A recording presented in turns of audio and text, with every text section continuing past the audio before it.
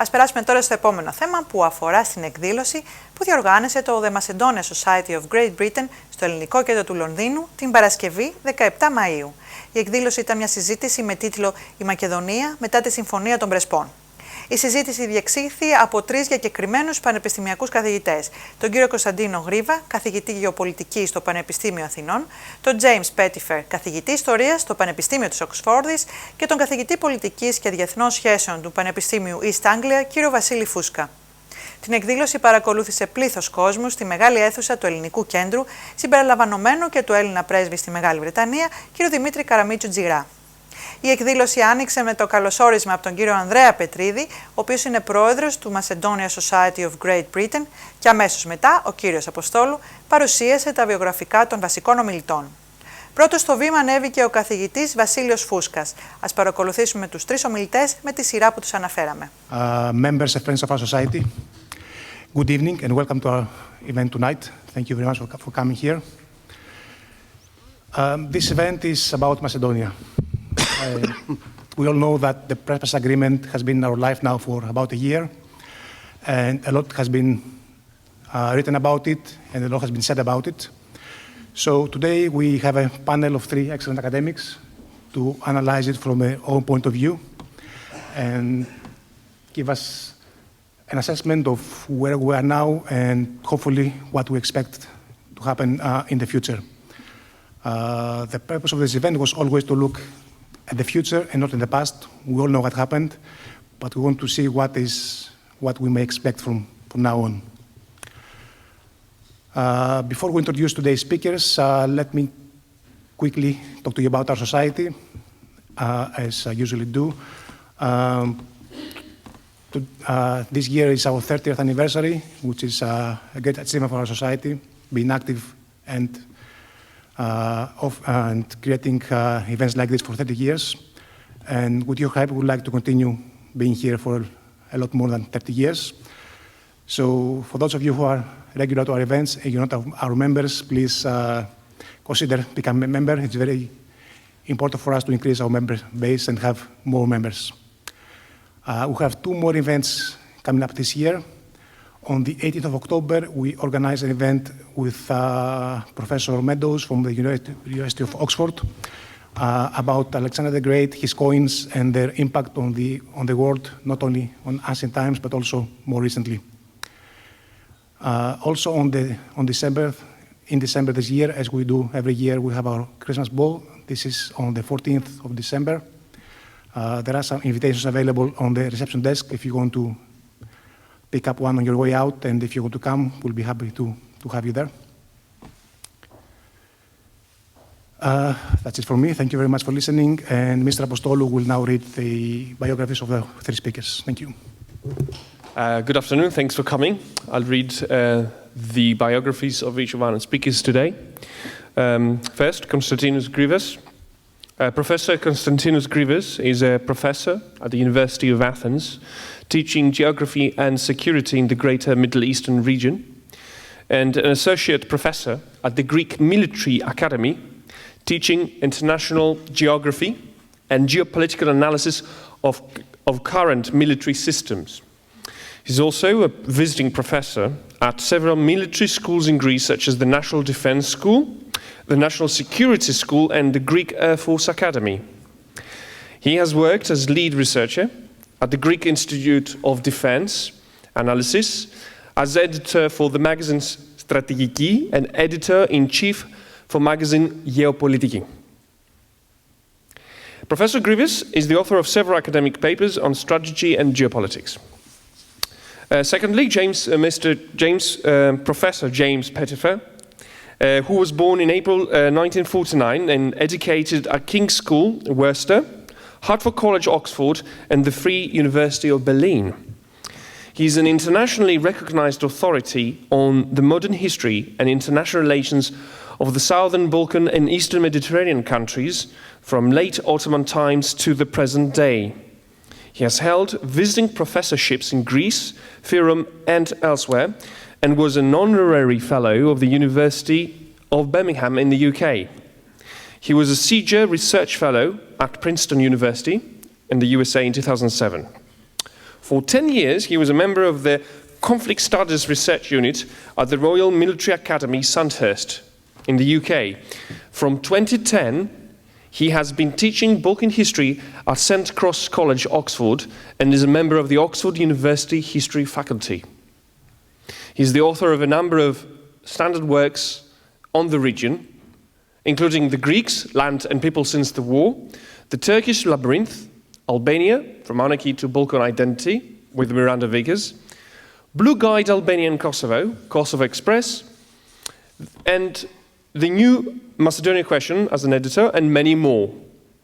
Pettifer is a regular reviewer of South Slav Journal, Times Literary Supplement, and other scholarly publications such as the Journal of Religious History, Canadian Historical Journal, and International Affairs. And last but not least, Vasίλειος Φούσκας, who is a professor of international relations at the University of East London, where he directs the Centre of the Study of States, Markets and People, also known as STAMP. He's the founding editor of the Journal of Balkan and Near Eastern Studies, published by Routledge, Taylor and Francis since 1998. His publications include The Disintegration of Euro-Atlanticism and New Authoritarianism with Balint Gokay in 2019, Greece, Financialization of the EU and the EU with Kostas Dimoulas, 2013, and Cyprus, The Post-Imperial Constitution with Alex Taki, 2009. His work has been translated into more than 10 languages. Ladies and gentlemen, let's give an applause for our panel. Let's welcome Mr. Professor Fúskas to stand for the first speech. Thanks for the kind invitation. Mr. Apostolou is very tall and taller than me, so I have to bend it a bit. This is the second time in 20 years I'm invited in this venue to talk on the so-called Macedonian question. And many things, I believe, have changed since. First of all, we were all much younger. Now we are 20 years older. I can see many faces here. Okay, you look youthful. And I intend to talk about to give you a broad brush of the international relations of the Balkan region of the Macedonian issue, as always, because this is my area of expertise. My main argument is that the agreement we've got is, number one, anti-Russian, and number two, anti-Chinese. These are the two things actually that have changed since 1999 or 2000 that I talked here. Now, I will also argue that the circumstances in which this agreement took place is very much connected to Russia's successes in Syria and Crimea, whereas NATO's deter forward strategy appears to be the only strategy that cements the disintegrative tendencies within the Euro-Atlantic bloc. However, I don't really know to what extent NATO can keep together if the United States go ahead and attack Iran as we speak, and we know what the troops are gathering around the Persian Gulf as we speak now. Let me say a few things before I start talking about the Prespes agreement and the international context in which all this story happened. First of all is the disintegration of Yugoslavia. Many of us in this room, I believe, that you believe that the Yugoslavia has been disintegrated because of the nasty ethnic conflict between the Serbs and the Croats and the Albanians, the Serbs and the Albanians and the other way around, and so on and so forth. So there was a religious and ethnic conflict that led to the collapse, the disintegration of this country. Well, I think this is not the primary reason. I have a political economy and international relations approach to this problem, and I believe that the primary reason for the collapse of the country are external reasons, not internal, domestic to the country. Going back to the 60s and 70s, I recall that Yugoslavia, like many other countries in the global periphery at the time, like Latin American countries, have borrowed large amounts of money from international agencies like the IMF, the World Bank, They borrowed large amount of money in order to finance development growth via exports. However, what happened in the 70s was the famous stagflation, which is stagnation accompanied by high inflation. In the West, that was the case. So if this happened in the West, blocked Yugoslav exports, and then we have a kind of refueling of the Yugoslav debt over the years and so on. In 1980, when Tito died, Yugoslavia had a massive debt problem, like many Latin American countries, and a massive inflation problem. Now, again, the Yugoslav authorities went to the IMF and the World Bank and the Export-Import Bank to ask for money. What happened was that the IMF started implementing the conditionality thing to Yugoslav authorities. In order to get more money from the IMF, you have to undertake some domestic reforms. And the number one reform that the IMF asked the Yugoslav authorities, actually under Milosevic, to undertake was to centralize the co-federal constitution of 1974. By federalizing a co-federal constitutional arrangement, this meant, in fact, that Slovenia and Croatia, the richest republics in the Yugoslav aggregation, would have to foot the bill for the neoliberal reforms that Milosevic was supposed to implement on behalf of the IMF and the World Bank. It was at that point, as Susan Woodward, who wrote the best account on Yugoslavia's disintegration, that the ethnic elites of the Yugoslav state started using the nationalism as a bargaining chip over the constitutional reform. So it was a constitutional question that dissolved Yugoslavia rather than that people were hating each other. That is my background to the story that I want to tell you today. Now, and the picture, of course, is much larger. One starts looking at the international perspective. Then, of course, you bring Germany in, recognition of Slovenia and Croatia in 1992, against the united foreign policy of the European Union at the time, or the involvement of the Vatican in the recognition of Croatia and so on. Now, if you remember, at the time that Yugoslavia collapsed, we already had the collapse of the Soviet Union. Okay?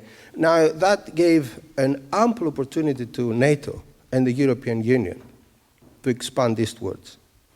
Now, if you know, it's a little detailed, but for us it makes a lot of, it's very significant detail. It was first that those countries of East and Central Europe and the Balkans were joining NATO, and then they were becoming members of the European Union, not the other way around.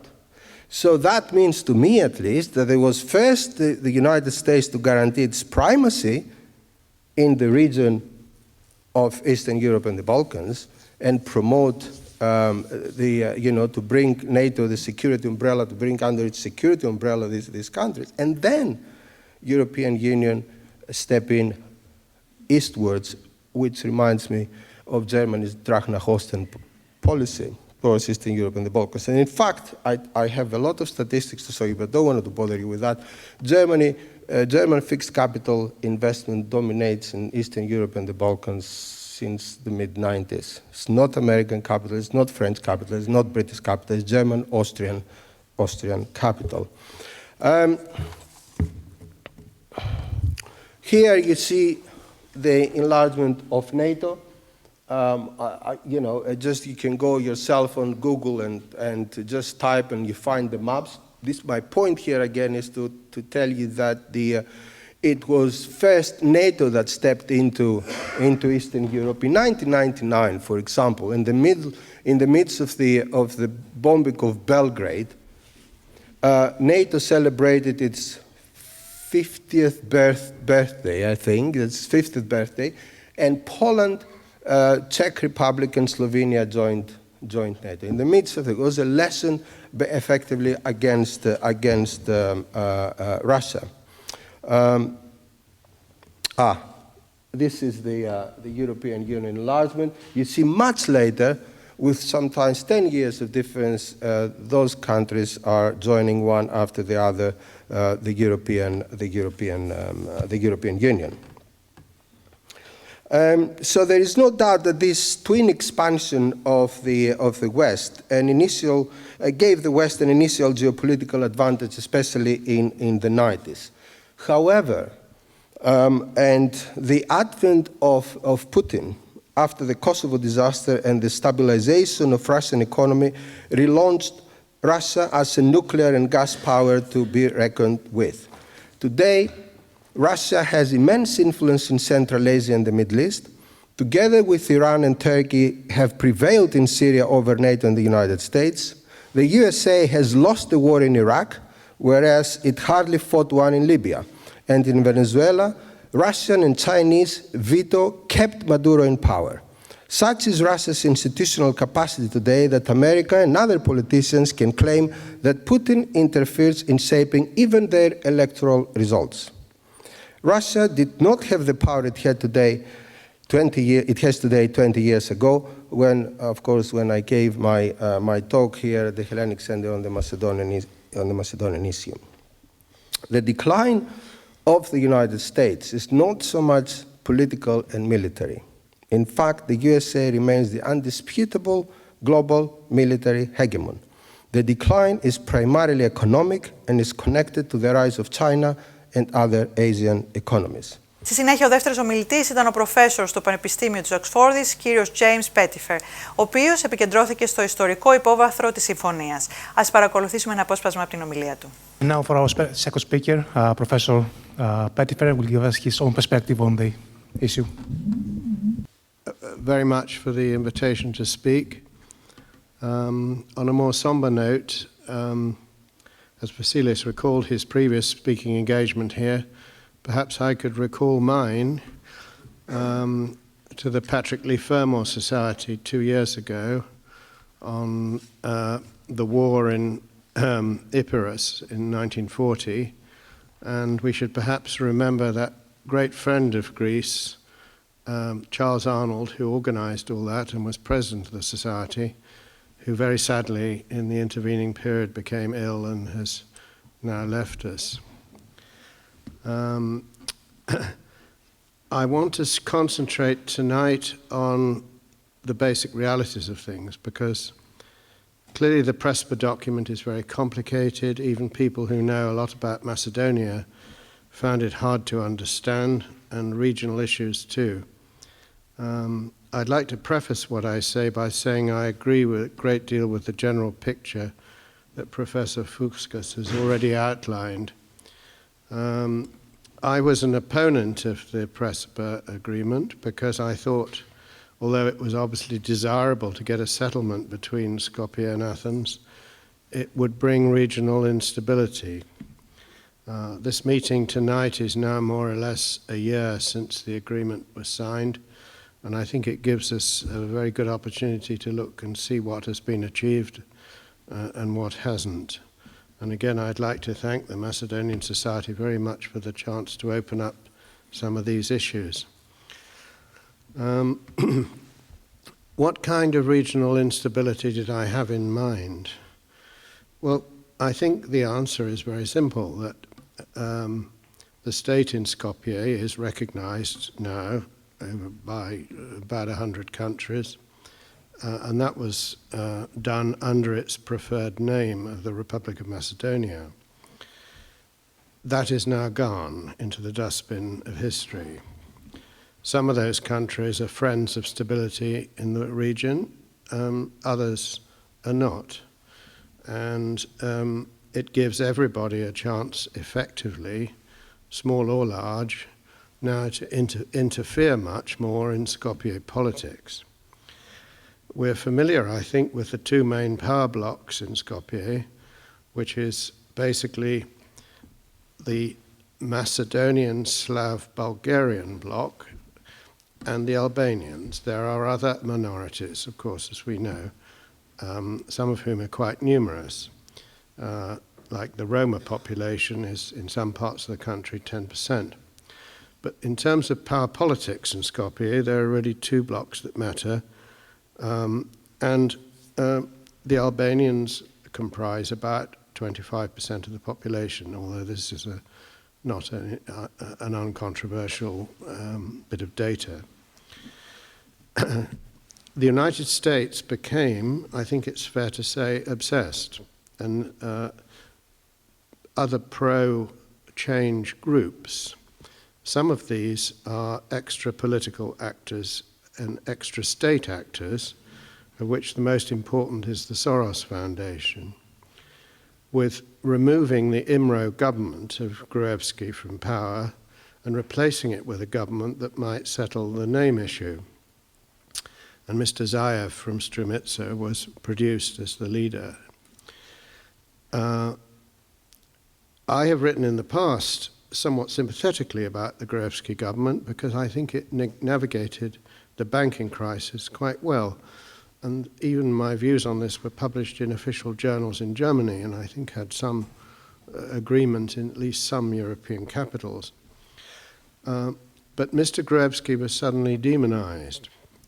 I think this was in part because of his own personal background. As he is happy to tell anybody, his real family name in some sense is Gruevos. And his, I think, great-uncle was a Democratic Army commander in the Greek Civil War, Philos Polemos. And he aroused particular objections amongst predictable groups of people, particularly in the US Greek diaspora. There was also the question of regional stability. I think for the United States, as Vasilis indicated, has suffered a series of quite serious defeats to Russia over the last 5 to 10 years in several countries, most noticeably connected with the Crimea, but also in other respects. And Russian influence has been growing in many countries where there is no military dimension. And the US and NATO needed a success.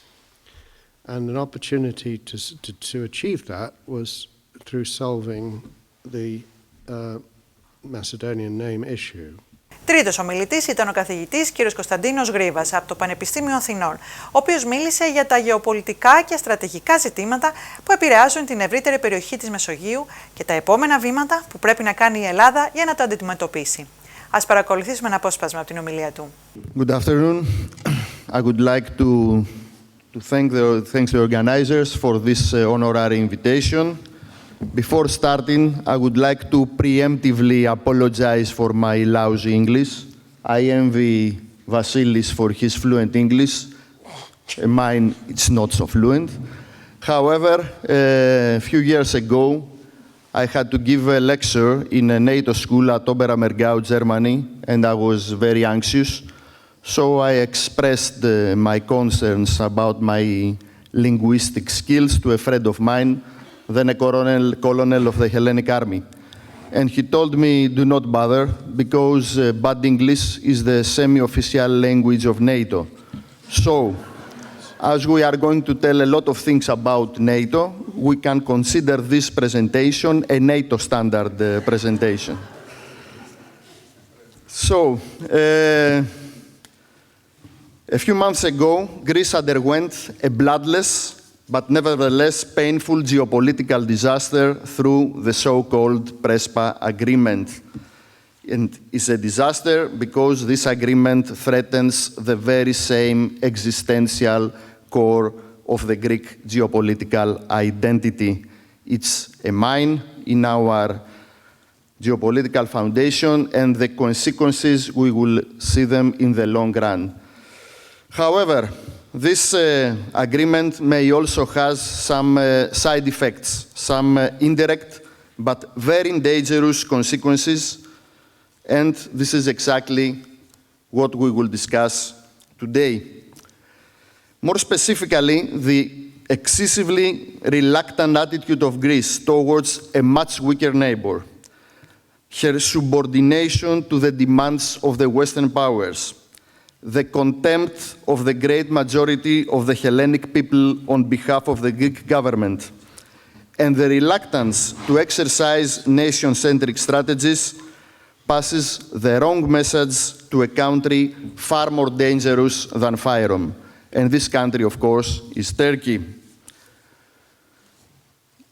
it would be an extremely conservative assessment to say that Greece and Turkey are in the worst phase of their relations since the Turkish invasion in Cyprus in 1974. Also, it would be very moderate to say that Turkey simply questions fundamental sovereign rights of Greece and the Republic of Cyprus. In reality, it challenges the very existence of the Republic of Cyprus as an independent geopolitical entity and threatens Greece with mortal geopolitical mutilation, claiming inter alia 156 Greek islands, many of which are inhabited. Actually, as we speak, Turkey is exercising its own version of hybrid warfare against Greece, and the two countries are situated in a grey zone between war and peace. In a sense, we are already in a warm war with Turkey. And the critical question is whether they will remain in this zone or a real war will occur.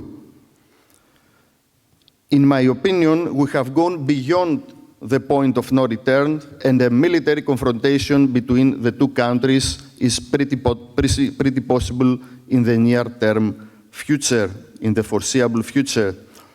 In such a case, the whole southeastern flank of NATO will be decomposed, and the consequences for the Western geopolitical architecture will be tremendous.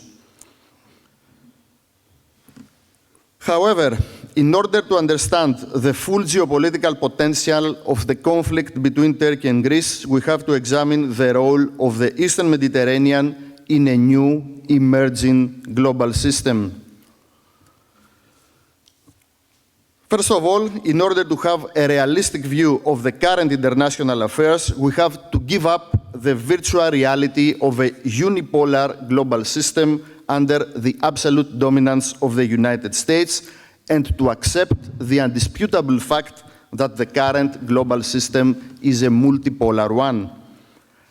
In this multipolar world, the Eastern Mediterranean probably has a prominent role. Μετά το τέλος της εκδήλωσης, η συνεργάτηδα του σταθμού μας, Εμίνα Τσοκανά, πήρε 2 συνεντεύξεις από τον πρόεδρο του Macedonian Society of Great Britain, κύριο Ανδρέα Πετρίδη, και τον καθηγητή Κωνσταντίνο Γρίβα. Ας παρακολουθήσουμε τις 2 συνεντεύξεις.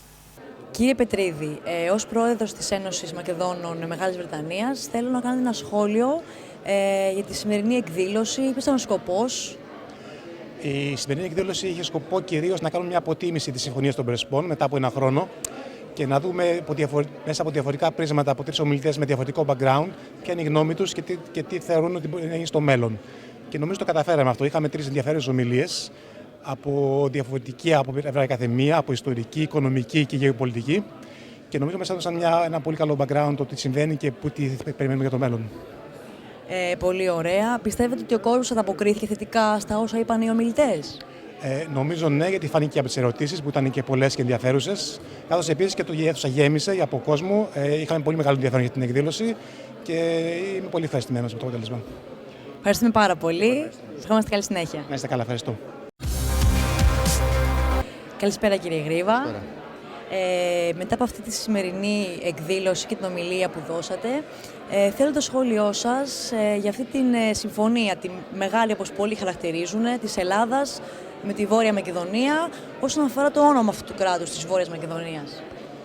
Κοιτάξτε, η διεκδίκηση από πλευράς των βορείων γειτόνων μας του ιστορικού παρελθόντος της Μακεδονίας αποτελεί ιδρυτικό τους μύθο.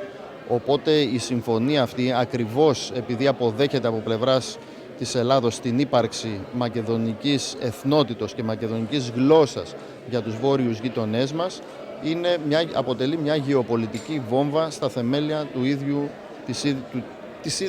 του ελληνικού έθνους, της ίδιας της αντίληψης που έχει η ίδια η Ελλάδα για τον εαυτό της. Συνακόλουθα, οι όποιες δικλείδες ασφαλείας υπάρχουν στη Συμφωνία των Πρεσπών όσον αφορά το παρελθόν, την ιστορική κληρονομιά της αρχαίας Μακεδονίας, είναι θέμα χρόνου να πάψουν να ισχύουν από τη στιγμή, επαναλαμβάνω, που ακριβώς η διεκδίκηση αυτή αποτελεί ζωτικό και κομβικό κομμάτι της ίδιας υπόστασης των Σκοπίων, των βορείων γειτόνων μας. Σας ευχαριστούμε πάρα πολύ. Ευχόμαστε καλή συνέχεια. Ολόκληρες τις ομιλίες και των τριών ομιλητών θα σας τις παρουσιάσουμε προσεχώς στην εκπομπή με το φακό του Hellenic TV.